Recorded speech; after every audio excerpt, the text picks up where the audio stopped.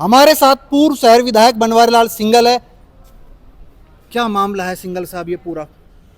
भाई अलवर में अग्रसेन जी का जो चौराहा है उसके पास में जो पुलिया है उसके बगल में एक मीनार का निर्माण हो रहा है, मस्जिद का निर्माण हो रहा है। 2004 से उसको रोक रखा है क्योंकि सरकारी सड़क पर एक मीनार निकल रही है। 2004 से यूआईटी ने रोक रखा है। 11 में भी उन्होंने बिना परमिशन के उसका निर्माण करने की कोशिश की थी, तब भी रोका था। अब फिर उसका निर्माण चालू कर दिया उन्होंने चुपचाप, कुछ गुंबद ला के भी रख दिए उन्होंने रेडीमेड। अब वो जो मेन मीनार है बाहर सड़क पर निकली हुई है उसका भी निर्माण वो कर रहे हैं, ऐसा जानकारी में आया है।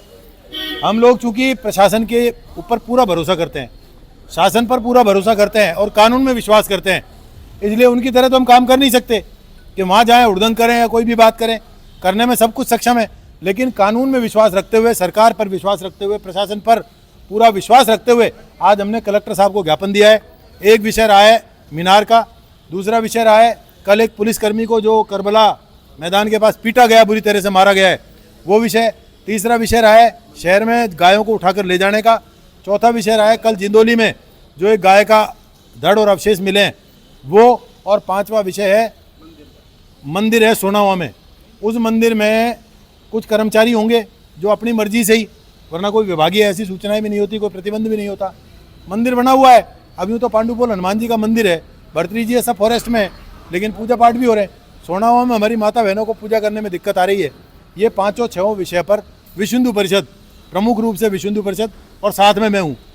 सिंघल साहब, पहला सवाल तो ये है कि आप उस मीनार का विरोध कर रहे हैं या वो गुम्बद है उसके निर्माण का विरोध कर रहे हैं?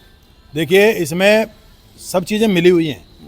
वो मदरसा है, उर्दू में मदरसा कहा जाता है स्कूल को, इंग्लिश में स्कूल कहा जाता है, हिंदी में विद्यालय कहा जाता है। अब उस विद्या के घर में बड़ी सारी मस्जिद बना ली, उससे भी पेट नहीं भरा, उस मीनार को बाहर सड़क पे निकाल दिया। तो मेरा ये कहना है कि सबसे पहली बात तो ये है कि वो मस्जिद ही गलत बनाई है। दूसरी बात, चलो बना ली है तो उसमें जो मीनार है उसको सड़क पर बनाने की जिद क्या है, उसको हटाकर साइड में कर लें, पीछे कर लें। हमारा कोई सैद्धांतिक कोई ज़मीन बांटने का झगड़ा थोड़ा ही है मेवों के साथ। आप भी विधायक रह चुके हैं और अब आप ये कह रहे हैं कि वहाँ वो मस्जिद है वो गलत है। जब आप विधायक थे तब आपने क्या कार्रवाई करवाई? मैंने 2011 में क्वेश्चन लगाया, 12 में क्वेश्चन लगाया, 15 में क्वेश्चन लगाया, 16 में क्वेश्चन लगाया, मुख्यमंत्री जी को पत्र लिखा, यूआईटी से बात की और हर बार मुझे जवाब मिला 2/4 का अतिक्रमण है, जिसको हटाने के लिए जो सेक्शंस हैं, धाराएं हैं, उनमें मामला दर्ज कर लिया गया है, हटाने की कार्रवाई उसको की जाएगी। यूआईटी ने अब किसी न कोई जातीय दबाव तो रहा ही होगा। आज तक आप भी विधायक रहे हैं, अब आपकी सरकार भी है, वो 2/4 का अतिक्रमण ही नहीं हटा पा रहे। ये धार्मिक आधार पर उन लोगों से, या तो ये हो सकता है भाई सौहार्द बना रहने दो, उन लोगों को भी शर्म आनी चाहिए कि अगर हिंदू समाज आपके प्रति सहिष्णु है तो इनकी बात को ही रख लो। वो लोग भी जिद पे अड़े हुए हैं और हम ये कहते हैं हम कानून का पालन करवाने की तैयारी में हैं। सुप्रीम कोर्ट ऑफ इंडिया का, भारत सरकार का जो, भारत का जो सुप्रीम कोर्ट है, उसका भी स्पष्ट निर्देश है सरकारी सड़क पर, सरकारी जमीन पर कोई भी धार्मिक स्थल का, किसी भी धार्मिक स्थल का। क्या आपको लगता है कि अब आपकी सरकार इस अतिक्रमण को हटा पाएगी? कानून हटाएगा, कानून भी हटाएगा, सरकार भी हटाएगी।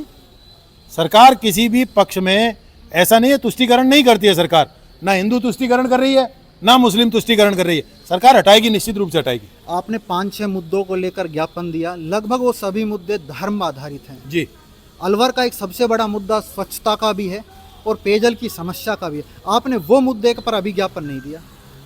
देखिए चूंकि वो सरकार के सीधे सीधे काम है, उनके लिए एजेंसी बनी हुई है। स्वच्छता के लिए नगर परिषद है, हमारे पास यूआईटी है। पानी के लिए हमारे पास पीएचईडी है, जनता जल जीवन योजना है, जल जीवन मिशन है। अलवर की मुख्य सड़कें, आप एक मिनट मेरी बात सुने। इसके लिए भी मैंने अभी पिछले दिनों अगर आपने देखा हो तो रामगढ़ में एक ठेका 1,89,00,000 रुपए में लेकर 55 लाख रुपए में सरेंडर उसको सबलेट करके, और किसी भी व्यक्ति ने उसमें 1,34,00,000 रुपए का गबन किया। मैंने उसके लिए सरकार को सीधे सीधे लिखा है, अखबारों को भी कहा, सोशल मीडिया को भी कहा है, मेरा जीरो टॉलरेंस है 100% भ्रष्टाचार का मुद्दा हो या किसी की सुविधाओं में कटौती का मुद्दा हो। इसमें हम सरकार का ध्यानाकर्षण करने के लिए हम लोग एजेंसी हैं। मैं विधायक रहा हूँ, नहीं हूँ अलग बात है, लेकिन मैं विधायक रहा हूँ। मैंने अपने समय में अलवर में मिशन अमृत और एनसीआर परियोजना में 262 करोड़ रुपए के काम अलवर शहर को पेयजल उपलब्ध कराने के लिए कराए थे। जहाँ तक सफाई का प्रश्न है, सफाई के मामले में मैंने कमिश्नर को अनेक बार कहा है कि जो लोग सफाई में कोताही बरत रहे हैं, सफाई को ठीक से नहीं कर रहे हैं, उनकी पेनल्टी काटो, उनका भुगतान रोको और उनको दंडित करो। शहर साफ रहना चाहिए, इस विषय पर किसी भी प्रकार का कोई समझौता नहीं। हम अग्रसेन सर्किल के ओवरब्रिज के पास खड़े हैं और आप मेरे पीछे जो तस्वीर देख रहे हैं कि यहाँ पर एक निर्माण कार्य चल रहा है। हालांकि 2004 से ये निर्माण कार्य बंद था, अभी कुछ दिनों पहले थोड़ी बहुत यहाँ पर निर्माण कार्य की हरकत हुई। इसके पश्चात यहाँ पर कुछ विरोध होना शुरू हो गया। हमारे साथ अलवर सदर शेर मोहम्मद जी हैं जो बताएंगे यहाँ पर क्या स्थिति है।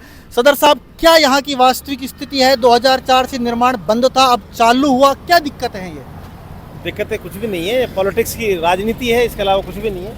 आप लोगों को दिखाई दे रहा होगा कि ये इस मीनार को लेकर के विवाद हुआ कि ये मीनार जो है ये ब्रिज को टच करती है, जो कि ब्रिज से करीब 5 फुट दूर है। ये आप देख लीजिए।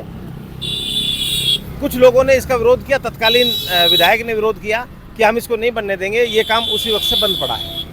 अब क्या है कि जैसे ये जिसका कि इस मीनार से कोई लेना देना नहीं है, ये गुम्बद बनाई और अब इस गुम्बद, क्योंकि ये तकरीबन आप ये मानिए कि 20-21 साल पुराना कंस्ट्रक्शन हो गया। अब जब इसकी आप किसी आदमी को अगर कपड़े भी नहीं पहनाओगे तो आदमी की क्या दशा हो जाती है। इसी तरह से लिपाई पुताई बहुत ज़रूरी है, तो इसका सोचा कि भाई इस गुम्बद को सही कर दें, अदरवाइज जो गुम्बद टूट जाएगा। 2 महीने पहले ये शुरू, अब तो बंद है, अब तो अनावश्यक इन्होंने ये पता नहीं क्यों इनके दिमाग में आया, कहाँ से आया, शुरू किया काम।